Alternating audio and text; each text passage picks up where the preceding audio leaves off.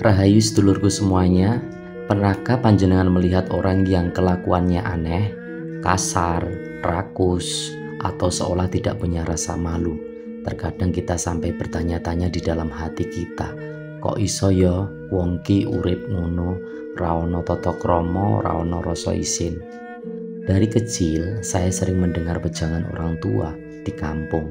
Mereka bilang, urip iki mung mampir ngombe. Saben tumindakmu saiki iku jejak saka lakumu biyen lan bakal dadi bibit kanggo lakumu mengko.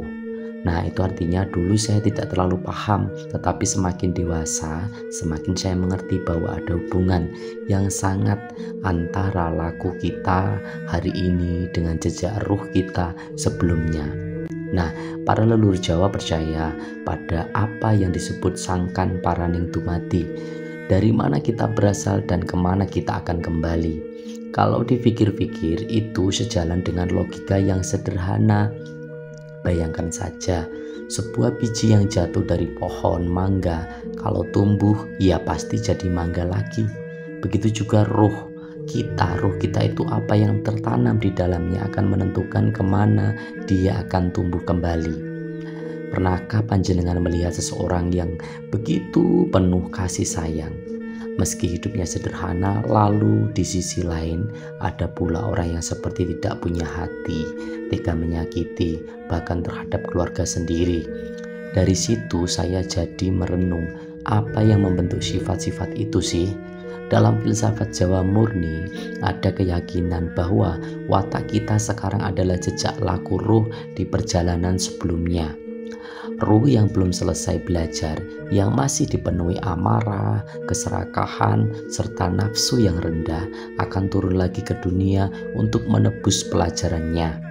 Sebaliknya, ruh yang sudah halus dan bersih akan menunjukkan watak yang lembut, sabar, dan penuh pengertian. Kalau kita simbah, kata simbah itu gini, mong kuwi ketok so rasane ora mong rupane. Jadi kelihat rasane, tidak hanya rupanya, auranya, perbawanya, yang artinya manusia itu terlihat dari getarannya, energinya, bukan hanya wajah atau ucapannya. Nah, terkadang kita merasa tidak senang dengan seseorang tanpa alasan yang jelas. Nah, itu rasa kita membaca getaran ruhnya. Dalam ajaran leluhur, kematian itu bukan akhir. Urip lan patimu ganti papan. Nah, duduk ganti rasa. Ya, ganti papan saja, bukan ganti rasa. Ruh akan tetap hidup, hanya pindah rumah saja. Nah, dari sini muncul pemahaman bahwa kita sebenarnya sudah mengalami mati lan urip bola bali. Mati berkali-kali, hidup berkali-kali, sampai kita benar-benar mulih marang asalnya. Lalu saya teringat pada ayat yang pernah saya baca dalam Al-Quran. Kamu telah dimatikan 2 kali dan dihidupkan 2 kali. Surah Ghafir 40 ayat 11. Tanpa tafsir pun ayat ini seperti mengingatkan apa yang diajarkan leluhur kita. Ada perjalanan panjang yang roh kita tempuh. Nah, bukan hanya sekali hidup di dunia. Coba bayangkan kalau hidup hanya sekali, kenapa ada bayi lahir cacat? Ada yang lahir kaya, ada yang miskin, padahal sama-sama belum berbuat apa-apa. Di dalam logika Jawa itu bukan hukuman atau keberuntungan semata, tetapi bagian dari laku penyucian roh. Setiap jiwa membawa utang pelajaran yang masih dilunasi di dalam hidup ini. Makanya orang-orang terdahulu sering bilang, sing saiki dadi kowe iku wujud saka lakumu biyen. Kowe lakoni saiki bakal dadi jejakmu mengko. Ini bukan ancaman, tetapi pengingat bahwa artinya setiap tindakan sekecil apapun akan meninggalkan bekas di jiwa kita sendiri. Kalau ada orang yang kelakuannya mirip binatang, serakah seperti babi, licik seperti ular, buah seperti harimau, leluhur Jawa tidak langsung akan mencaci. Mereka akan bilang, wong kuwi durung mari sisane, yang artinya rohnya belum selesai mengikis nafsu yang lama. Nah, ia masih membawa sifat-sifat dari tingkat kesadaran yang rendah yang dalam simbol Jawa digambarkan seperti sifat hewan tertentu. Tetapi itu bukan berarti ia pernah lahir sebagai hewan secara fisik. Tidak, bukan begitu maksudnya. Ini soal getaran kesadaran. Orang yang hidup hanya untuk makan, mohon maaf kawin, dan mengejar dunia tanpa rasa welas asih sebenarnya sedang menjalani fase kesadaran yang rendah, seperti fase ruh sebelum mencapai martabat manusia yang sejati. Leluhur kita mengajarkan bahwa tujuan hidup manusia adalah ngungkal rasa sifat kewan. Jadi bali menyang sifat suci. Jadi kita harus mengungkal sifat-sifat hewan itu, kita harus bersihkan. Dan itu hanya bisa ditempuh melalui kesadaran. Nah, di titik ini saya mulai sadar wejangan Jawa ini ternyata sangat logis. Kalau ada orang yang kejam, licik atau rakus, sebenarnya itu bukan semata karena lingkungannya sekarang, tetapi karena ruhnya masih terikat pada nafsu yang lama yang belum selesai. Itu merupakan kemelekatan. Makanya kita diajarkan untuk tidak menghakimi, sebab mungkin dulu kita pun pernah berada di tahap itu. Nah, sedulurku semuanya, leluhur kita itu tidak hanya berbicara tentang perjalanan ruh, tapi juga memberi jalan bagaimana ruh ini bisa naik ke tingkatnya yang lebih tinggi. Mereka menyebutnya ngelmu sangkan paranidumati, ilmu untuk kembali ke asal yang sejati. Maka saya teringat wejangan simbah, urip kui kudu ngerti sangkan paraning dumati. Ya, yen mong ngelmu, yen mong melu nafsu, kowe mong dadi kaya kewan, sing mong mikir weteng lan nafsu. Nanging yen kowe ngerti asal-asal ungu, rasa lan lakumu bakal owah. Kata-kata itu menempel di kepala saya sampai sekarang. Leluhur Jawa mengajarkan bahwa nafsu itu seperti tali yang mengikat ruh kita. Semakin kuat kita menuruti nafsu rendah, amarah, serakah, akan semakin berat ruh kita untuk naik. Mereka bahkan sering memberi perumpamaan sederhana. Wong sing atine peteng iku kaya watu sing kelelep ing banyu, ora iso ngambang. Nanging yen atimu resik iku kaya kayu garing sing bisa ngambang lan munggah dhewe. Yang artinya apa? Jelas, semakin bersih hati kita akan semakin ringan ruh kita untuk kembali ke asalnya. Ada satu wejangan yang sangat penting sekali. Wong urip iku kudu mati saben dina. Nah, dulu saya heran bagaimana mungkin kita mati setiap hari. Ternyata maksudnya bukan mati secara jasad, tetapi mematikan nafsu yang mengikat jiwa kita. Kalau dalam simbol Jawa, mati rogo itu belajar mengendalikan tubuh, tidak selalu mengikuti kemauan jasmani. Mati rasa belajar sabar, tidak mudah terpancing emosi. Mati angkoro, nah itu merupakan mematikan kesombongan dan rasa paling benar sendiri. Nah, maka ketika kita menjalani kematian kecil itu, roh kita akan naik selapis demi selapis, akhirnya meninggalkan jejak yang lama yang masih melekat. Terkadang saya merenungi sendiri, mungkin benar apa yang diajarkan oleh para leluhur.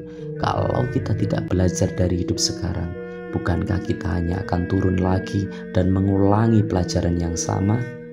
Bayangkan saja, seperti anak sekolah kalau tidak lulus ujian, ia harus mengulang kelas kan? Begitu juga jiwa kita. Hidup ini sekarang adalah ujian, bukan hukuman. Kalau kita gagal memahami, roh ini akan mencari kesempatan lagi untuk belajar lagi. Makanya orang Jawa dulu bilang, sopo nandur iku bakal ngunduh. Nah, apa yang kita tabur sekarang itu yang akan kita tuai nanti.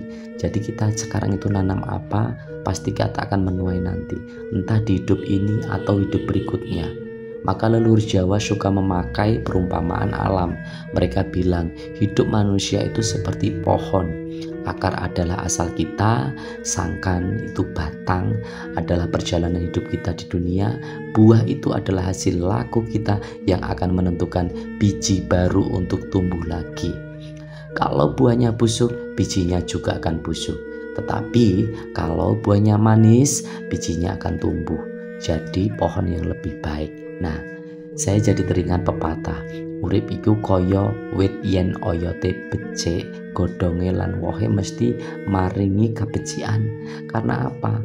Akar-akar yang sehat itu akan menyuburkan dalam batang, buah, dan biji-bijian serta daun-daunnya akan rindang. Nah, maka dari itu sedulurku, dari semua wejangan itu saya belajar satu hal yang penting. Jangan pernah meremehkan laku kecil yang sepele meskipun itu kecil banget. Nah, yang penting itu perbuatan positif yang baik, sekecil apapun, sepele apapun. Karena apa?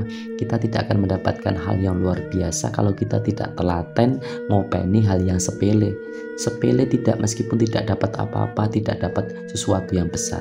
Contoh hal senyum yang tulus. Nah, itu kan sepele. Itu akan menarik energi positif, lalu membantu orang tanpa pamrih, tanpa ada embel apa-apa, menahan amarah. Itu sepele. Semua itu seperti menanam biji kebaikan di dalam ruh kita sendiri. Karena apa? Karena hidup ini bukan sekedar soal lahir mati sekali saja. Nah, ada perjalanan panjang yang menunggu ruh kita.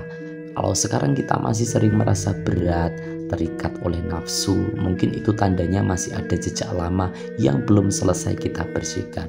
Dan membersihkannya tidak butuh ilmu tinggi. Leluhur Jawa mengajarkan dengan sederhana, ngati-hati lan setiti. Ngati-hati terus, berhati-hati dalam laku, dalam ucapan, dan dalam pikiran. Ngati-hati selalu ingat pada asal dan tujuan hidup kita. Nah, maka dari itu sedulurku, mari kita renungkan wejangan ini dalam hidup sehari-hari. Kalau ada orang yang kelakuannya aneh atau buruk, jangan langsung menghinanya. Siapa tahu itu adalah cermin perjalanan ruhnya yang belum selesai. Dan siapa tahu dulu kita pun pernah begitu. Marilah sekarang kita jaga laku kita sendiri sekarang, supaya ruh kita semakin ringan, semakin dekat kembali ke asalnya.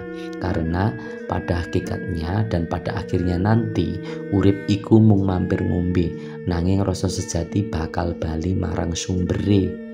Kalau wejangan ini membuat panjenengan semuanya merasa tersentuh atau berpikir, tolong panjenengan mohon bantu sebarkan pesan ini ke banyak-banyak teman, sanak saudara dan anak cucu kita di generasi yang banyak-banyak modern zaman sekarang.